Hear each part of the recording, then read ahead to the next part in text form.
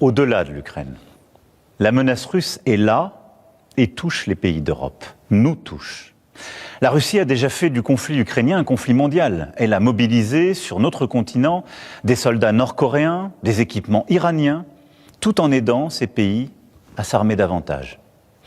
La Russie du président Poutine viole nos frontières pour assassiner des opposants, manipule les élections en Roumanie, en Moldavie.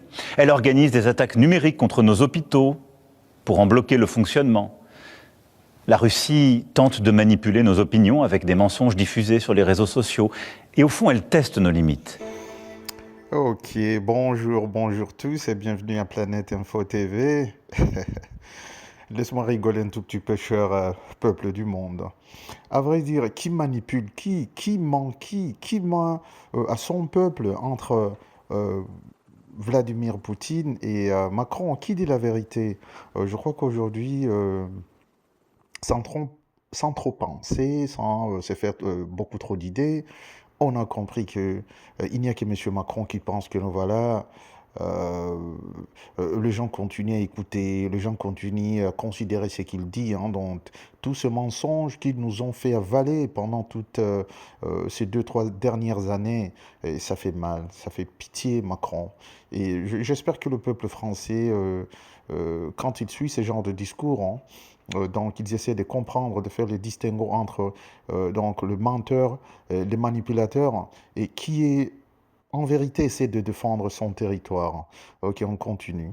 Macron démission, hurle une énorme foule à Paris. Il s'agit d'une manifestation pour la paix organisée par les Patriotes ce samedi 8 mars 2025. Ce mouvement fait suite aux récentes déclarations du président français qui avait annoncé vouloir se livrer à une bataille contre Vladimir Poutine pour défendre l'Ukraine. Macron démission.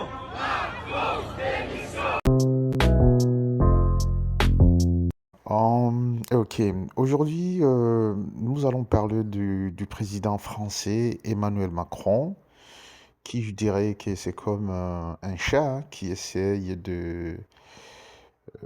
en fait, qui se prend pour un léopard, vous voyez, ou une grenouille qui se prend pour un éléphant, comme disent les Africains, comme on dit chez nous en Afrique. Donc voilà, c'est un petit chat dans le coin, mais quand il se regarde dans le miroir, il croit qu'il est un léopard, donc il pourrait faire face donc à plusieurs animaux dans la jungle, oubliant qu'il est en réalité un chat. Et c'est pareil, donc une grenouille dans l'eau, juste à côté de la rivière là, où vous voyez, ça essaie de gonfler, et il s'est dit que voilà, je suis devenu un éléphant. C'est exactement ce qui se passe avec Macron, le président français. Ça fait depuis un beau bout de temps, si vous l'avez bien remarqué, que Emmanuel Macron s'acharne contre Vladimir Poutine. Malheureusement, il y a une chose que Macron oublie et que le monde est en pleine mutation. La population donc disons, dans le monde entier aujourd'hui est vraiment plus qu'éveillée, quoi. Plus qu'éveillée comparativement aux années antérieures, où il y avait l'AFP, l'agence française de presse, où il y avait Reuters au niveau des États-Unis, qui ne faisait que déverser de fausses informations sur donc les populations du tiers-monde. Et puis nous on gobait, il y a aussi France Inter, donc vous vous souvenez-vous tous, et d'ailleurs qui continuent à faire leur boulot. Vous avez France Inter, aujourd'hui CNN, France 24, TF1. Chers amis, il faut faire très attention avec ces réseaux-là d'informations qui ne font que nous déverser de la très mauvaise information, donc de l'information de très mauvaise qualité. Mais je dois reconnaître que c'est une information bien travaillée, donc ils y travaillent de manière minutieuse pour être sûr que ça va tout droit dans notre subconscient. Mais merci aujourd'hui à Internet, merci à Google, merci à tous ces outils qui permettent donc aux gens comme nous autres ainsi qu'aux autres Européens et Américains qui sont éveillés aujourd'hui et qui vont contre ces narratifs-là, je dirais les narratifs des gouvernements, donc des gouvernements de droite ou même de gauche en Occident, là où nous avons vu des gens comme Biden, par exemple, le président Joe Biden, tout le temps parler de la justice mondiale, de la position américaine par rapport au monde, et comment ils sont à la recherche de la paix, de la justice, et tout, je ne sais pas, en fait, tout ce qui leur passe tout ce qui leur traverse l'esprit, ils essaient de nous raconter ça matin, midi et soir. Alors qu'en réalité, cher peuple du monde, regardez un peu, regardons un peu ce qui se passe en Russie. On a commencé avec Biden, et aujourd'hui, n'eût été l'arrivée de Donald Trump, je ne sais pas. Je ne sais pas quelle aurait été l'issue donc, de cette guerre en Russie.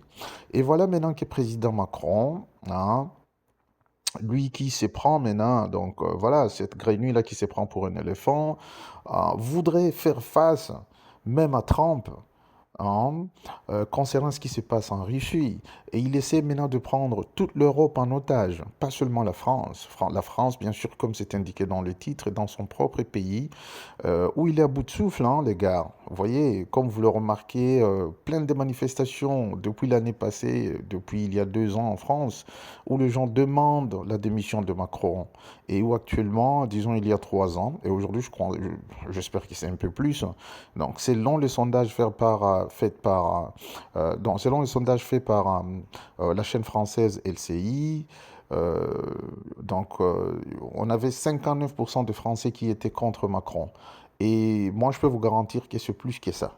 C'est plus que ça aujourd'hui. Pourquoi? Parce que, comme vous le remarquez, sur la plupart des chaînes privées françaises, les gens décrient les méthodes de Macron. Les méthodes qu'ils trouvent, c'est vraiment des méthodes incompréhensibles. Là où vous avez des gens qui cherchaient la paix dans le monde, il y a Macron qui essaie en fait, d'organiser son petit groupe avec la présidente de la Commission européenne, Ursule von der Leyen, je crois que j'ai bien prononcé donc son nom. Cette dame avec Macron cherche à faire du mal, au fait, aux peuples européens, surtout à ces 27 États-là, donc les États qui constituent l'Union européenne. Moi, je me dis, d'ailleurs, c'est pourquoi j'encourage les gens comme le Premier ministre hongrois, Viktor Orban, ainsi que le Premier ministre slovaque, Fico. Ces 2 personnes-là ont une personnalité tellement forte, et c'est des gens qui sont réalistes, en fait. C'est des gens qui sont réalistes et qui disent ce qu'ils pensent. Ils sont vraiment, ils ne pratiquent pas la langue de bois, ces des autorités-là, et c'est eux, franchement, qui font du mal. Ils causent de soucis à quelqu'un comme Macron et la présidente de la Commission européenne, Ursule, ces 2 personnes-là, qui essaient aussi d'embarquer dans leur mission Scholz de l'Allemagne, mais qui malheureusement est en train de partir. Lui, il part très bientôt. Et j'essaie de comprendre, je me pose des questions, pourquoi Macron insiste sur la situation en Ukraine. Voilà, et qu'il voudrait placer les armées européennes sur le sol ukrainien pour défendre contre qui? Contre une Russie dont aujourd'hui nous sommes au courant de l'histoire, parce qu'au début, ils avaient essayé de manipuler le monde entier, bien sûr avec l'appui de Biden. Il y avait au moins le 3/4 de la population mondiale qui se disait que euh, Poutine était le mauvais gars, et des choses comme ça, mais avec l'évolution de la situation en Ukraine, euh, les choses ont fini par s'éclairer petit à petit. Et aujourd'hui, nous connaissons qui est fautif, nous connaissons qui sont les manipulateurs, et malheureusement pour Macron, apparemment, il est en déphasage, hein. Donc complètement en déphasage avec le reste du monde. Et c'est là où moi, j'encourage le peuple français à se désolidariser de son président et de continuer à le combattre pour lui faire comprendre que le monde n'a plus besoin de gens comme lui. Le monde n'a plus besoin de gens qui sont pour la guerre. Et en fait, pour quel but, en fait? La guerre, pour quel but? Et dites-moi, chers téléspectateurs, comment la Russie représenterait une menace pour la France? Ça, je me pose cette question. Bon, on va essayer de jeter un coup d'œil ici sur les différentes chaînes de plateau en France et même d'autres Français qui pensent bien. Qu'est-ce qu'ils pensent de cette situation? Qu'est-ce qu'ils pensent de la demande de Macron à aller affronter Poutine sur le sol ukrainien? Ok, je vous laisse suivre. Merci. Oui, mes chers compatriotes, une destitution qui s'impose pourtant plus que jamais. Elle s'impose et je le maintiens, je persiste et je signe, car l'heure est grave.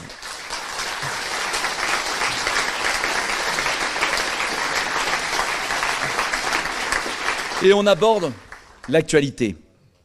Au moment où les Américains abandonnent leur politique folle en Ukraine et veulent enfin faire la paix, Emmanuel Macron, lui, veut nous mener à la guerre contre la Russie.